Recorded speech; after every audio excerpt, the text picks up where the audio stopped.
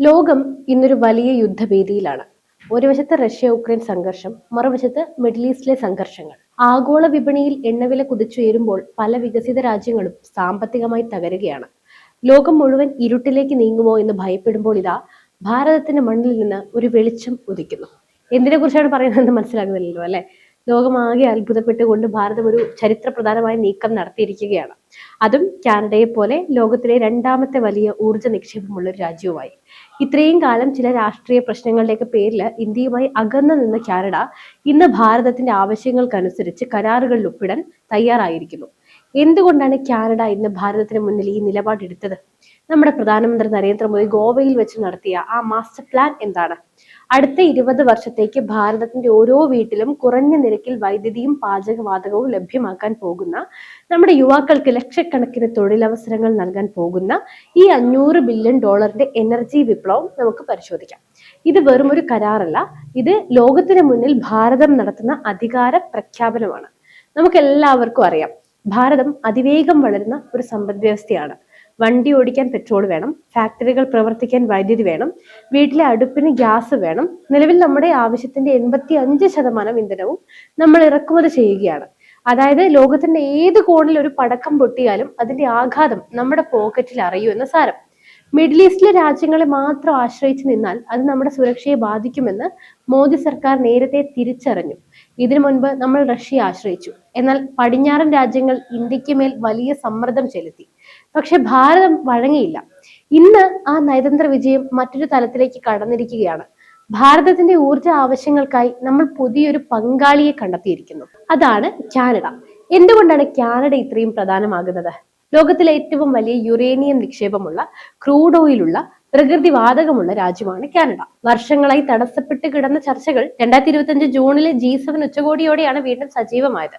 ആഗോള വേദിയിൽ ഇന്ത്യയുടെ കരുത്ത് എത്രത്തോളമാണെന്ന് കാനഡയ്ക്ക് ബോധ്യപ്പെട്ട നിമിഷമായിരുന്നു അത്. 2026 തുടക്കത്തിൽ ഗോവയുടെ മനോഹരമായ തീരങ്ങളിൽ ലോകം മുഴുവൻ ഉറ്റുനോക്കിയ ഒരു പരിപാടി നടന്നു, ഇന്ത്യ എനർജി വീക്ക്. അവിടെയാണ് ഈ വമ്പൻ പ്രഖ്യാപനം ഉണ്ടായത്. കാനഡയുടെ ഊർജ്ജ മന്ത്രി തിമോത്തി ഹോഡ്സണും ഇന്ത്യയുടെ ഹർദീപ് സിംഗ് പുരിയും കൈകോർത്തപ്പോൾ അത് ആഗോള ഇന്ധന രാഷ്ട്രീയത്തിലെ പുതിയൊരു അധ്യായമായി.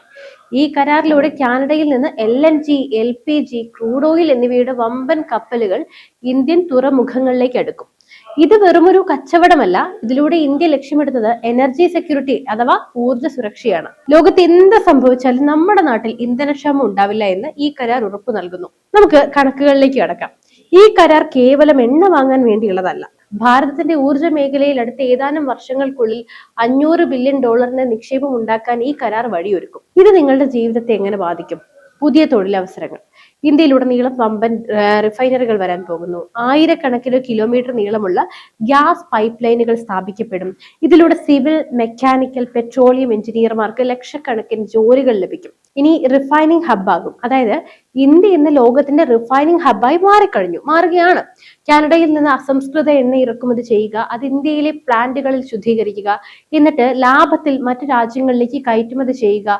ഈ മാസ്റ്റർ പ്ലാൻ വഴി ഇന്ത്യയിലേക്ക് ഒഴുകാൻ പോകുന്നത് കോടിക്കണക്കിന് ഡോളറാണ്. കാനഡയിലെ വമ്പൻ കമ്പനികളായ ബ്രൂക്ക് ഫീൽഡ്, CPPIB, പിന്നെ ഇതിനൊക്കെ തന്നെ ഭാരതത്തിൽ കോടിക്കണക്കിന് രൂപ നിക്ഷേപിക്കാൻ കരാർ ഒപ്പിട്ട് കഴിഞ്ഞു. ഈ കരാർ കേവലം ഫോസിൽ ഇന്ധനങ്ങളിൽ മാത്രം ഒതുങ്ങുന്നതല്ല, ഭാവിയുടെ സാങ്കേതിക വിദ്യ ഇന്ത്യയിലേക്ക് കൊണ്ടുവരിക എന്നതാണ് ഇതിന്റെ എല്ലാം പ്രഥമ ലക്ഷ്യം. ഇനി കാർബൺ ക്യാപ്ചറിലേക്ക് വരാം. അതായത് വ്യവസായശാലകളിൽ നിന്ന് പുറത്തുവിടുന്ന കാർബൺ പിടിച്ചെടുത്ത് അത് വീണ്ടും ഉപയോഗപ്രദമായ രീതിയിലേക്ക് മാറ്റുന്ന വിദ്യ കാനഡ ഇന്ത്യക്ക് കൈമാറും. ഊർജ വിതരണത്തിൽ ഉണ്ടാകുന്ന നഷ്ടം കുറയ്ക്കാൻ AI ഉപയോഗിക്കും.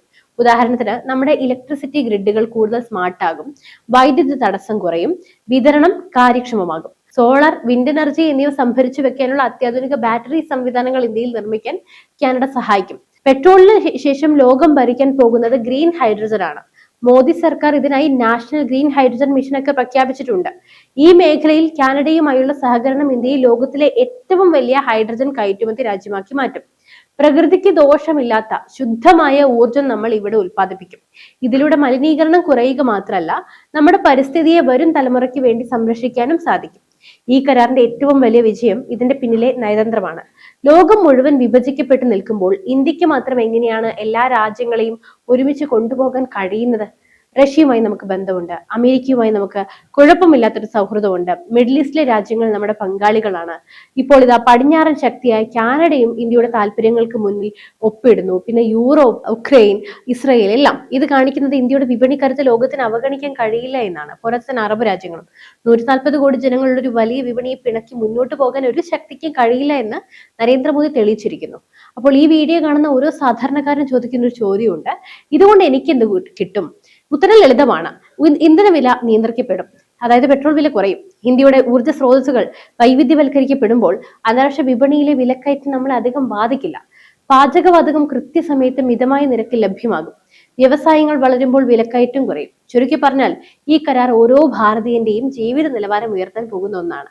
നമ്മൾ ഇന്ന് സാക്ഷ്യം വഹിക്കുന്നത് ഒരു പുതിയ ചരിത്രത്തിനാണ്. ഒരു കാലത്ത് ലോകത്തിന് മുന്നിൽ സഹായത്തിനായി കൈനീട്ടി നിന്നിരുന്ന ഇന്ത്യ ഇന്ന് ലോകത്തെ നിയന്ത്രിക്കാൻ തുടങ്ങിയിരിക്കുന്നു.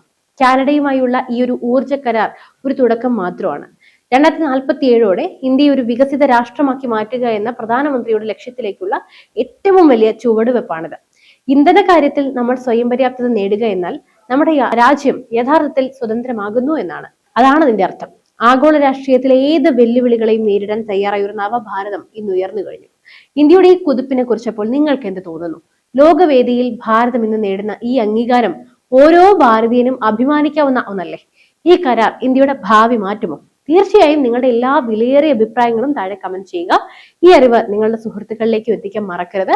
കൂടുതൽ ആഴത്തിലുള്ള വിശകലനങ്ങൾക്കായി ഈ ചാനൽ സബ്സ്ക്രൈബ് ചെയ്യുക. മറ്റൊരു വാർത്തയും വിഷയമായി വീണ്ടും എത്തും വരെ നന്ദി. News desk IBN Malayalam.